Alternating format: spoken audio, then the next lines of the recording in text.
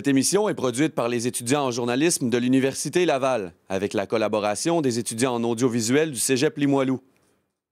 Bonjour, ici Jean-Michel Bourque. Bienvenue à Angle Neuf, une émission portant sur les activités qui se déroulent sur le campus de l'Université Laval.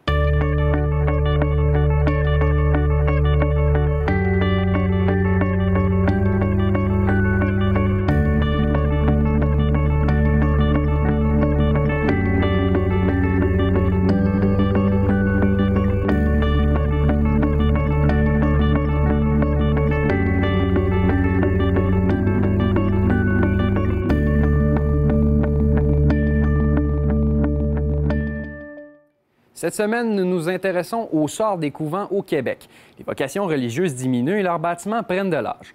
Doit-on les raser ou les transformer? L'École d'architecture jette un coup d'œil là-dessus.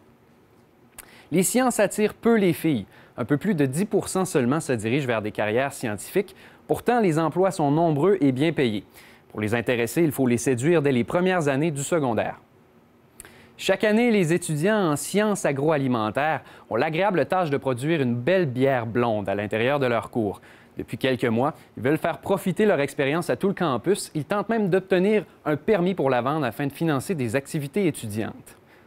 Puisqu'il est question de breuvage, on s'intéresse aussi aux bienfaits du thé vert. Sans être un remède miracle, il peut prévenir et même ralentir l'évolution du cancer. Les connaisseurs l'apprécient d'abord pour la détente qu'il leur procure. Les salons de thé, eux, font de bonnes affaires.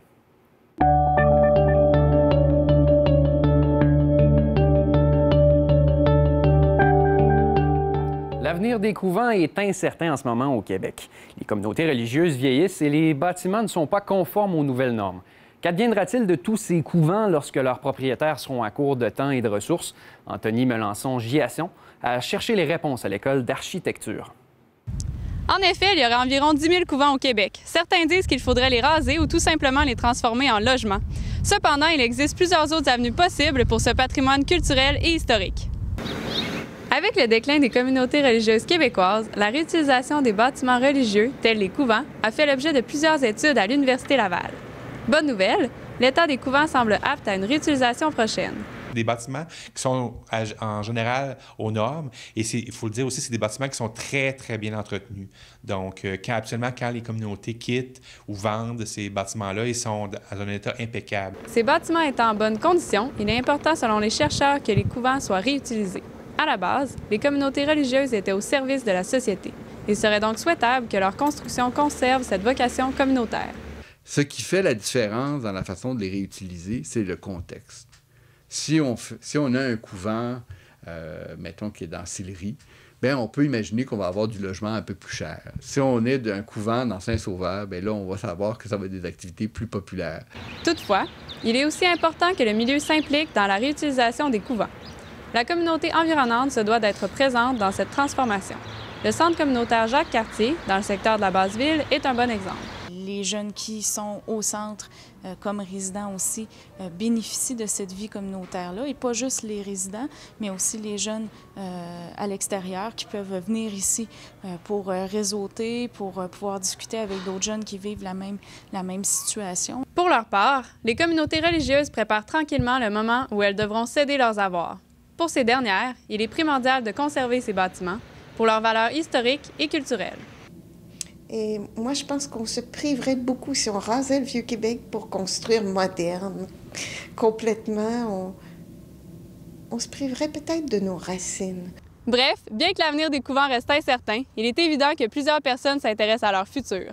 La réutilisation de ces bâtiments historiques prendra de l'importance. Il est nécessaire d'envisager dès maintenant des moyens de conserver ce patrimoine québécois. Anthony Melançon-Giasson pour l'Université Laval. Les filles délestent les sciences. Au Québec, seulement 12 % des personnes inscrites dans des baccalauréats scientifiques sont des femmes. Pour une 4e fois à l'Université Laval, l'activité Les filles et les sciences espère donner le goût aux filles de 2e et 3e secondaire de poursuivre une carrière scientifique.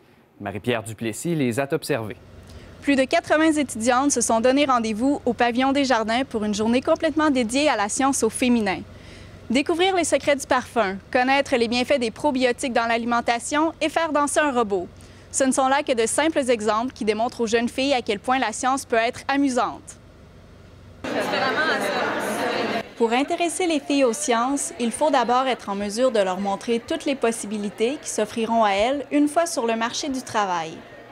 Les filles sont souvent à la recherche d'un métier qui leur permettra d'être utiles à la société.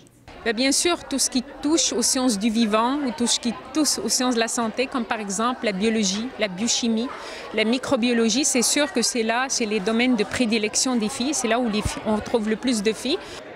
D'autres domaines, comme le génie électrique ou le génie informatique, sont moins susceptibles d'attirer les filles. Mais la journée Les filles et les sciences a pour but de montrer en quoi ces disciplines peuvent être d'une grande utilité sociale. Et si on voit un robot comme ça, qu'on peut voir bien sûr de façon peut-être un peu plus grossière, on peut imaginer qu'on peut utiliser un robot pour aider le chirurgien à faire une opération à cœur ouvert ou quelque chose comme ça. Une autre façon d'inspirer les jeunes filles est de leur présenter des modèles féminins qui sont passionnés par les sciences. Adeline Parent, étudiante au doctorat en géologie à l'Institut national de la recherche scientifique, en est un exemple. En fait, ce que j'aimerais surtout, c'est créer une sorte de lien avec les filles et leur montrer que ma personnalité n'est pas changée. Je ne suis pas devenue une femme-homme, quelque part, très rigide, etc. Je suis restée une femme à part entière et j'aime les maths et j'aime la physique et j'aime la géologie. Selon elle, les femmes ont toujours eu du potentiel pour exceller dans les sciences. Toutefois, elles n'ont pas toujours eu l'occasion d'exprimer leur talent, puisque les sciences ont longtemps été perçues comme un domaine surtout masculin. Si jamais on voit les prix Nobel, par exemple, on voit que c'est beaucoup plus des hommes que des femmes. Néanmoins, ça ne veut pas dire que les femmes n'ont pas les capacités intellectuelles d'être des grandes scientifiques. Si jamais on prend l'exemple juste de Marie Curie, elle a quand même eu 2 prix Nobel à elle toute seule. La journée permet donc à la jeune relève féminine de découvrir ou même consolider son intérêt pour les sciences. J'aime beaucoup ça l'école. C'est un peu bizarre à dire, mais c'est ça. Alors, ma matière préférée, c'est les sciences. Ce que j'aime le plus, c'est les expériences. C'est quand ça fait des bulles, tout ça. Le but de la journée n'est pas d'inciter toutes les filles à s'inscrire dans des programmes de sciences nature au cégep. Toutefois, il s'agit de leur montrer qu'il existe des carrières scientifiques intéressantes et que celles-ci permettent aussi de faire une différence autour de soi. Marie-Pierre Duplessis, à l'Université Laval.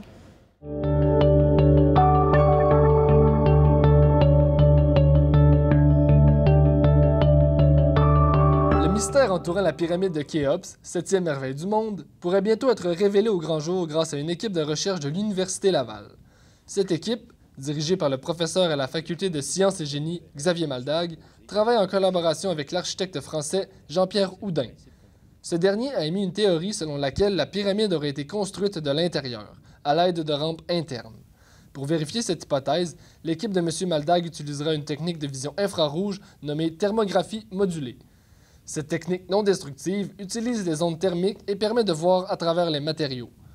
En utilisant le soleil comme source de chaleur, les rayons thermiques pourront sonder l'intérieur de la pyramide.